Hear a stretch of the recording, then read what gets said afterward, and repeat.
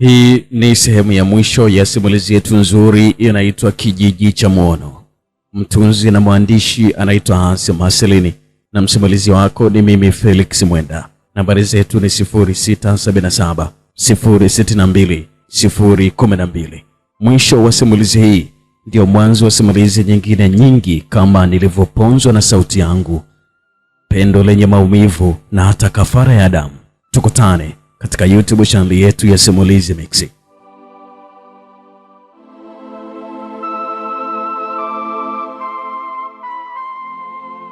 Sehemu ya 53 tulisha pale ambapo Selunga bado alikuwa anamsimulia Shamsa kile ambacho kilikuwa kimetokea na hata yeye alivyoingia kushuhudia kifo cha mkewe Salama kule chini.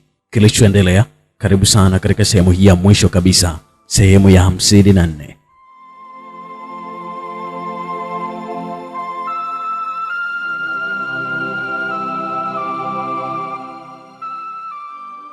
Hivyo ndivyo ilivyokuwa. Ndugu zetu hao kutokana na maisha waliojichagulia basi wamepata malipo yao hapa duniani. Selunga alimaliza kutoa simulizi ile kwa Shamsa. Alikuwa amemaliza kumsimulia. Shamsa yeye alikuwa anatokwa na machozi tu. Alikuwa analia. Na hasa lilokuwa limemliza zaidi ilikuwa ni kupotea kwa binti yake pasi kushuhudia mwili wake. Pamoja na hayo yote, lakini hakuweza kabisa kubadilisha lile ambalo lilikuwa limetokea. Akayakubali maisha hayo akisaidiana na Selunga, waliamua waishi pamoja na kusaidiana. Kadri Shamsa pamoja na Selunga walivyokuwa wanazidi kuishi, wawili hao wakajikuta wakitamaniana, na kwa kuwa wote walijawa na ukiwa kwa kuondokewa na vipenzi vyao, basi hawakuwa na vibaya kuingia katika maisha ya mahusiano. Japo ilikuwa ni ngumu sana akilini kufuta ule udada na ukaka, lakini mwishowe wote ikabidi wakubaliane na hali ile. Maisha ya mahusiano yaliyojaa furaha na amani bila bugdha yakaanza. Walianza kuwa mke na mume. Amani kaendelea katika kijiji cha Lepwete, lakini lile eneo la makaburi walipozaa Maziruna na Lejitu huko Bimshamu wakiuzia pale lilikuwa litumiki tena. Japo kijiji hicho kilikuwa kimeendelea, lakini lile eneo lilikuwa litumiki kabisa. Lilikuwa litumiki kabisa eneo lile kwa sababu lilikuwa na mambo ya ajabu. Mara nyingi usiku ilikuwa zinasikika sauti za watu watatu wakilia kutokea makaburini pale, na kilikuwa ni kilio kama cha mbwa mwitu uliochanganyikana na binadamu. Basi eneo hilo likaachwa kwa kuzungushiwa uzio, likaachwa vile.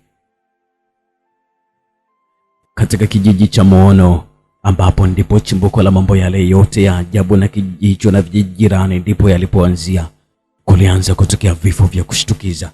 Vile kwa ni vifo vya wale wote waliokuwa wakijihusisha na imani za kichawi.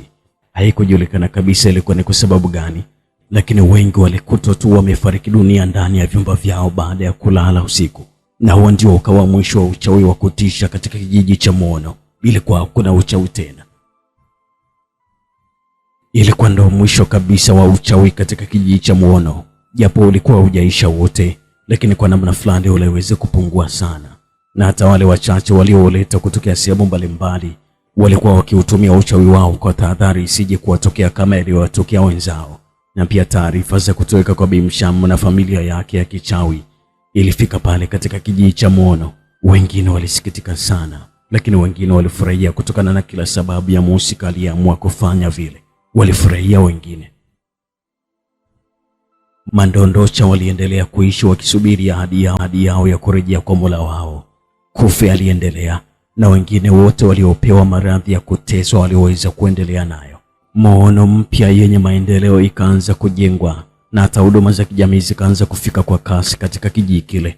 Hospitali pamoja na shule zile jengwa za kutosha, na huku wauguzi pamoja na walimu wengi waliobobea wakiletwa. Hawakuwa tena na uoga kama ule uliokuwa unawakabili awali kwa sababu uchawi sasa haukuwepo. Walikuwa huru sana.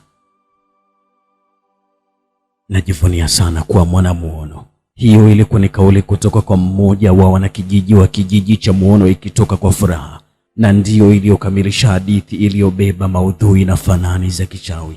Lengo si kutufunda wala kutuelekeza namna ya kufanya uchawi. Hapana, lengo ni kutoa elimu kwa jamii itambue kwamba mambo ya giza yapo na yataendelea kuwepo mpaka dunia hii ishe, lakini cha umuhimu kuliko chote na kumweka Mungu mbele kwa kila jambo. Kwa namna ile imani yako inavyokutuma. Tumpende sana Mwenyezi Mungu. Maisha bila Mungu ni sawa na kunywa mate ya mpenzi wako ukitegemea kiu ya kukosa maji kwa muda mrefu itaondoka. Maisha hayakamiliki kabisa bila Mungu. Uwe bilionea, uwe tirionea, uwe masikini na hata fukara, lakini uwepo wa Mwenyezi Mungu katika maisha yako ni muhimu sana, kwa sababu kuna nguvu nyingi sana. Kuna zile nguvu za giza na hata nguvu za kawaida zinazotumika kukukwamisha, na hata nguvu za kawaida zinazotumika kukukwamisha wewe hapo. Sasa unafikiri bila Mungu utatoboa? Na huwezi kutoboa, na hata ubishe mpaka kesho, lakini mimi narudia tena kwamba bila Mungu hauwezi kutoboa. Tumwabudu Mwenyezi Mungu ili tuweze kufuzu. Tukutane katika simulizi yetu mpya inaitwa Kafara ya Damu, pamoja na Nilivyoponzwa na Sauti Yangu. Zote zitapatikana katika YouTube channel yetu ya Simulizi Mix.